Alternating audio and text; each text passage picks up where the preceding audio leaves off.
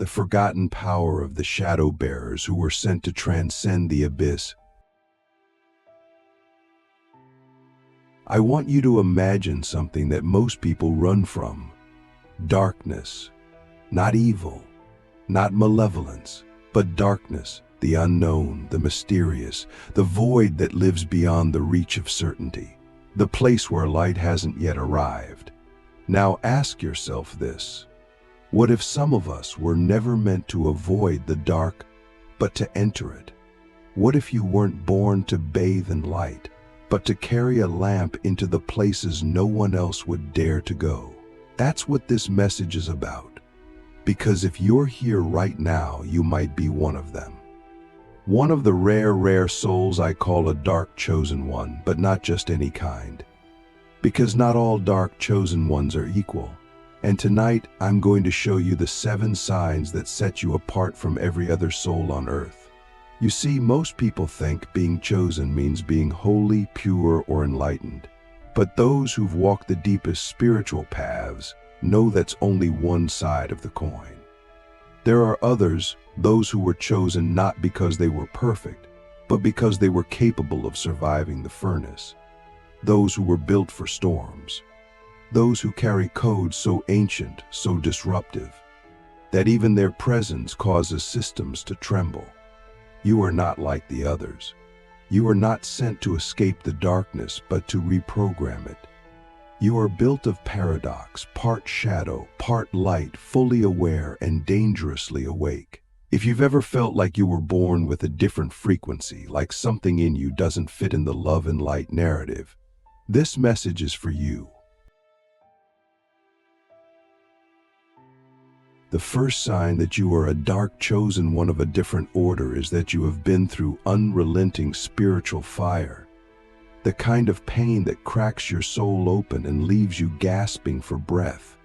Years of betrayal, abandonment, inner chaos, addictions, spiritual attacks, ego deaths, and identity collapses. But here's the thing: you didn't break, you transmuted. Pain didn't destroy you, it refined you. And while others try to heal in the light, you learn to heal in the shadows. You learn to sit in the void and find meaning where others found madness. That's not weakness, that's initiation. You weren't just tested, you were tempered, like a blade forged in hellfire. And that blade is now your clarity. The second sign is that you are a truth disruptor. You don't just seek truth, you crack it open. You see through illusions instinctively, even when it hurts. You question leaders, systems, ideologies, and even spiritual dogma. You're not afraid to walk away from what everyone else is worshiping. In fact, you must. Because your soul is allergic to spiritual bypassing. You can smell fake light like it's poison. And you're not here to play nice. You're here to reveal what's real. This makes you dangerous to those who benefit from illusion. You may be labeled rebellious, difficult, or even dark. But the truth is, you are the mirror that exposes the collective shadow. And that mirror is sacred. Now here's where it gets deeper. The third sign is that you operate with a soul contract of spiritual neutrality. You're not here to choose sides between light and dark. You're here to hold the tension between them. That's why you confuse people. You speak about shadow work with reverence. You honor the dark night of the soul as sacred. You understand that there's no authentic light without shadow integration. And that makes people uncomfortable. They want heroes and villains. You give them paradox. You don't speak in moral absolutes. You speak in archetypal truths. You understand that both angels and demons are part of the same game board, and only those who transcend polarity can rise above it. That's why your wisdom sounds like heresy to the uninitiated, but to the awakened, it's liberation. The fourth sign is that you are a frequency disruptor in human disguise. You walk into rooms and people feel uneasy, not because you're negative, but because you reflect their unprocessed truth. Your presence brings up what others are hiding, their shame, their fear, their trauma, and they can't always explain it.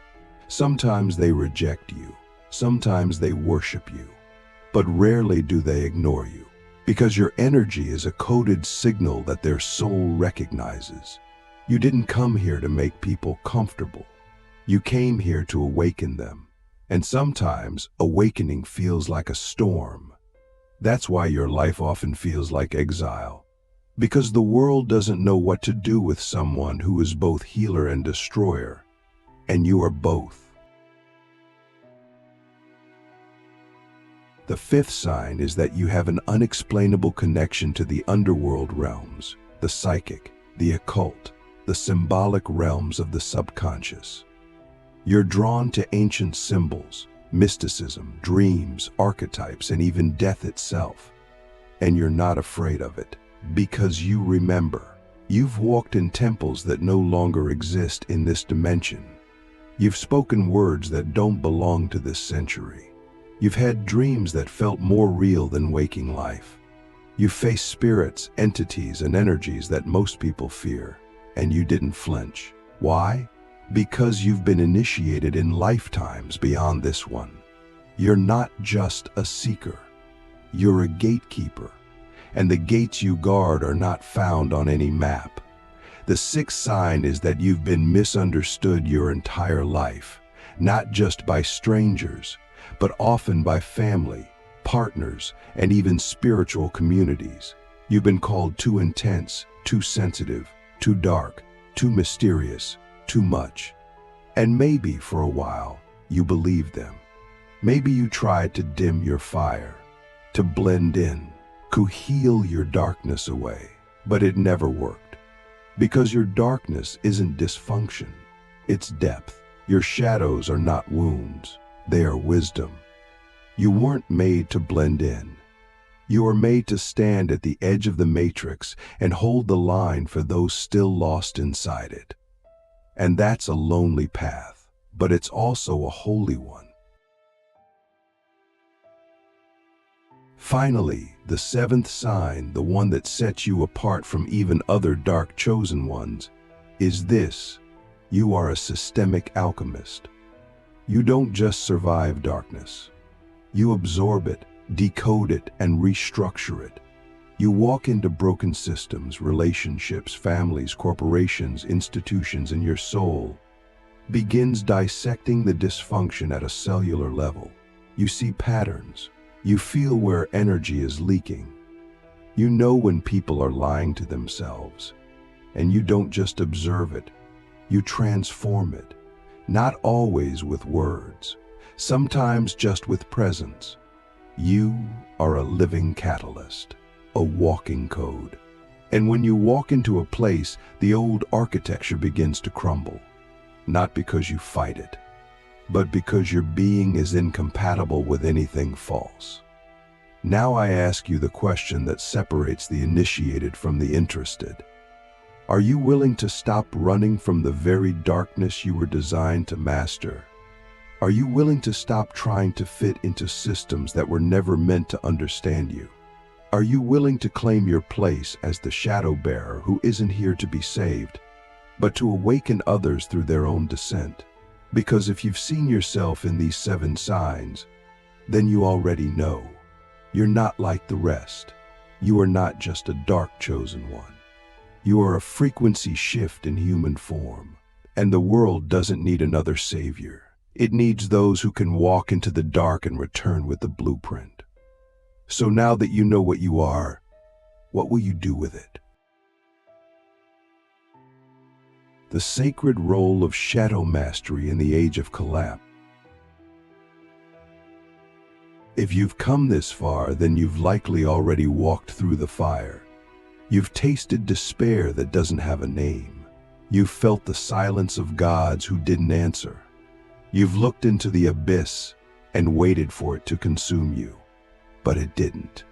And here's why. The abyss recognized you. It saw what you carried. It saw that you weren't just another seeker looking for light. You were a soul forged to navigate the dark.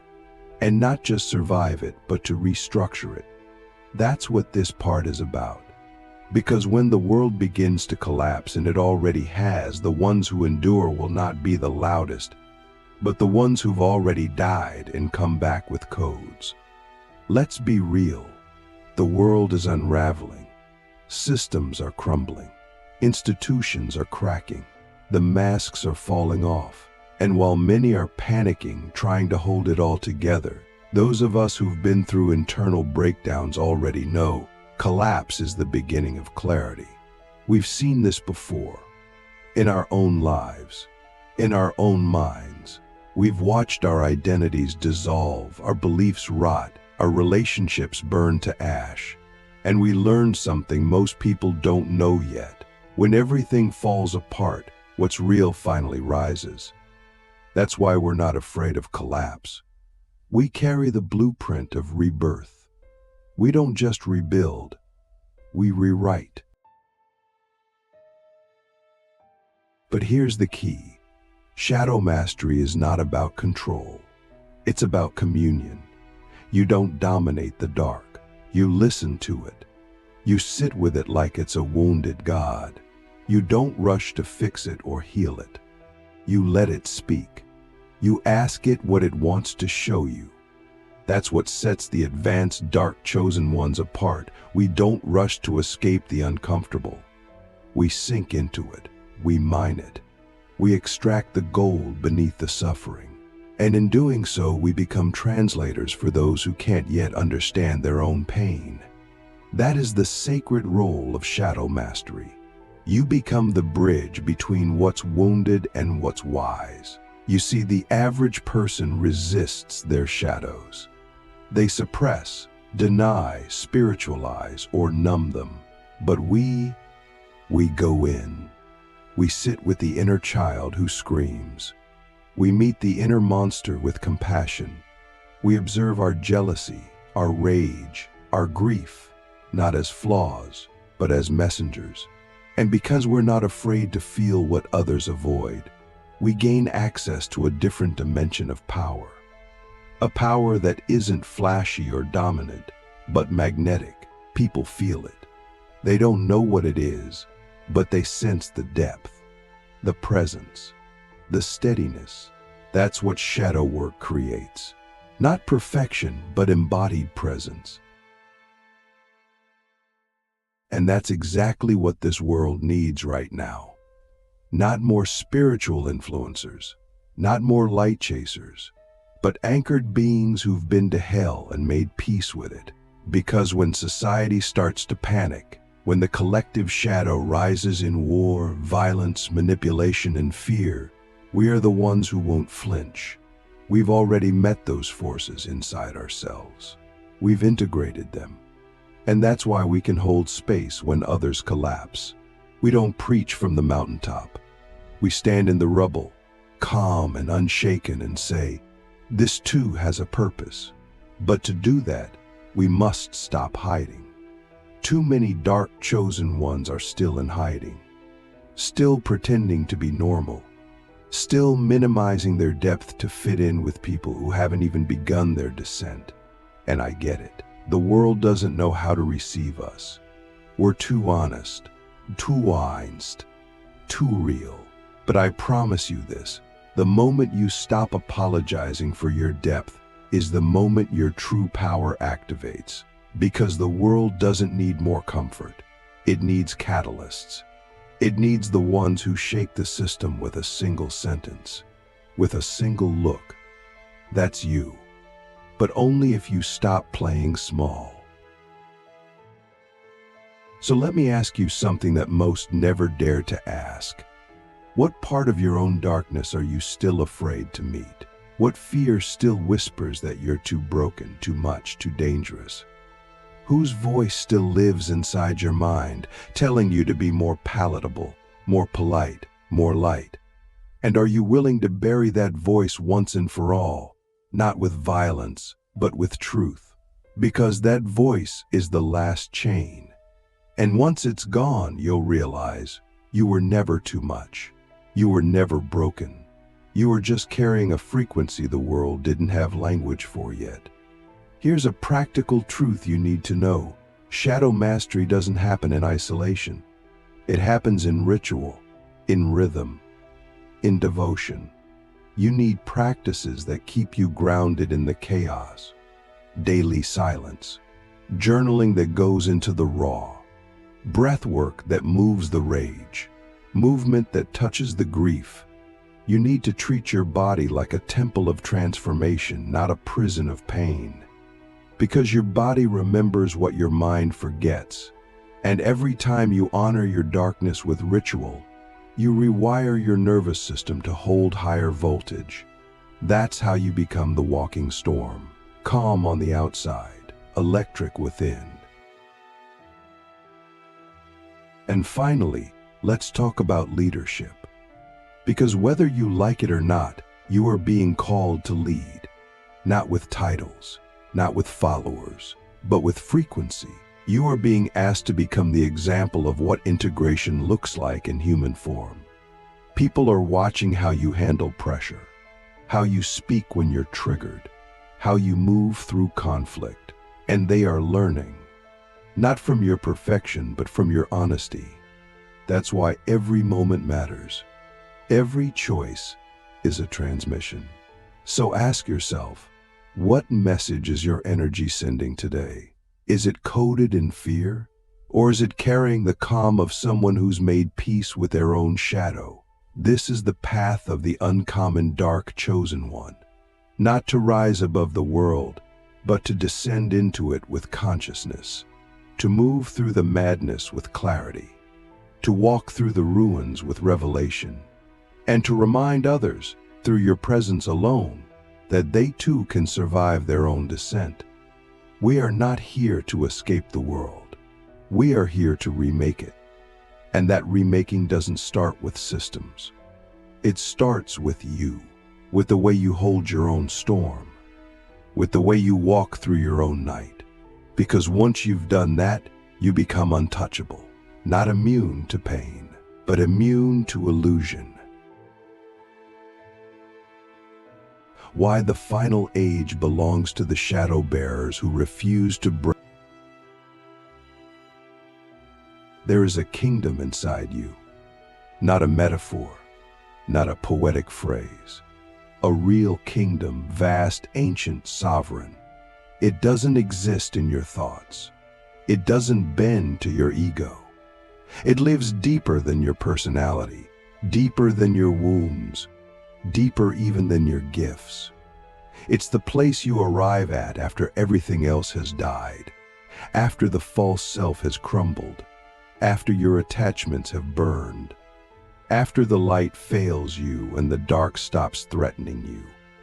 It's the place you discover when you finally stop running. It is the throne you were born to sit on, but most never reach it. Why? Because they break before they arrive. But you didn't break. You remembered. You see, the kingdom within isn't about power over others. It's about sovereignty within yourself. It means no longer being ruled by the old stories, no longer reacting from trauma, no longer outsourcing your worth to systems or people who never saw your truth. It's the moment you stop asking for a seat at the table because you become the table. It's the moment you stop trying to be understood and start speaking only when the voice inside you aligns with the divine. And this isn't arrogance. This is devotion. Devotion to your own soul. Devotion to your own fire. Devotion to the truth you were born to carry, no matter how inconvenient it is for others. And here's where it gets real. The world doesn't benefit from you finding that kingdom. In fact, everything around you has been designed to keep you from it. Distractions, addictions, loops, toxic relationships, false spiritual teachings that keep your power externalized. But once you find the kingdom inside and truly sit in it, the game changes. You no longer chase purpose. You embody it. You no longer search for meaning. you radiate it. You no longer ask the universe for signs. You become the sign. Because when a dark chosen one awakens fully, they don't just shift their life, they shift the grid. They become a node of transformation on the planetary web of consciousness. This is not fantasy. This is frequency architecture. We are living in a time where the Earth herself is ascending through chaos. And as she does, the old order is dissolving. That's why everything feels unstable. But that instability is not punishment, it's invitation. Invitation for the shadow bearers to rise, not to dominate, not to escape, but to anchor, to stand in the middle of the unraveling and radiate coherence. And that coherence doesn't come from perfection, it comes from integration, from the soul that has reconciled with its own shadow and now serves as a bridge for others to do the same. So let me ask you again, because this question isn't casual, it's sacred. Are you willing to sit on the throne within you, even if no one claps? Are you willing to stop performing for love, validation, status, or spiritual clout, and instead live as a sovereign being, even if it means being misunderstood? Because that's the path. That's the price. The deeper you go, the fewer will follow. But the deeper you go, the more of yourself you reclaim. And eventually, you stop needing anyone to follow because you realize you're not here to lead people. You're here to lead energy. You're here to redirect the collective current through your own embodiment. And yes, there will be days when you doubt. Days when the weight of your assignment feels unbearable. Days when your old patterns try to seduce you back into comfort. But those moments are invitations to return, not to the world, but to the kingdom, the inner temple, the sacred still point where your soul speaks without words. That's where your power is, not in your charisma, not in your aesthetics, in your stillness. In your ability to remain rooted when everything else is shaking. That's what the final age is calling for. Rooted revolutionaries, not spiritual celebrities, not awakened influencers, but anchored anomalies who refuse to break, and by refusing to break, become pillars for the new world. That's what you are, a pillar, a temple, a transmitter. You may not wear robes. You may not chant in Sanskrit. You may never step foot in a monastery. But your life is the ashram. Your presence is the altar. And every time you choose alignment over approval, embodiment over escape, silence over noise, you build the unseen kingdom. Not just for you, but for others to walk through. That's the secret. The kingdom inside you doesn't end with you. It spills over. It becomes a space other souls can find shelter in. Just by being near you. Just by watching how you move. Just by hearing how you speak when no one's watching. So what does all this mean practically? It means you must live differently now. You must walk your talk in the most mundane moments. You must protect your energy like a sacred flame. You must say no to anything that drains your soul. You must surround yourself with others who speak your frequency, not out of superiority, but out of necessity. Because your mission is too important to be diluted. You are not here for shallow conversations. You are not here to entertain. You are here to transmit truth. And that means your life must become the message. Not just your words, but your choices. And when you live like that, when you honor your shadow, your sovereignty, and your sacred assignment, you become untouchable. Not because you're above pain, but because you know who you are inside of it. You don't need to escape the fire. You've become the flame. You don't need to find the light. You've become the lamp. You don't need to wear the crown. You are the kingdom. And now, as the old world burns, it is time. Time to step forward not as a victim of your path, but as the carrier of a new template, a new way of being, a new spiritual architecture. One built not on fantasy, but on frequency. Not on illusion, but on integration. Not on light alone, but on the marriage of light and shadow. So if you've made it this far, then you already know. You are not just chosen. You are not just awake. You are not just powerful. You are a soul forged in silence, refined by chaos and crowned by fire. Not all dark chosen ones are equal. And you, yes, you are the rare kind the world wasn't ready for, but desperately needs.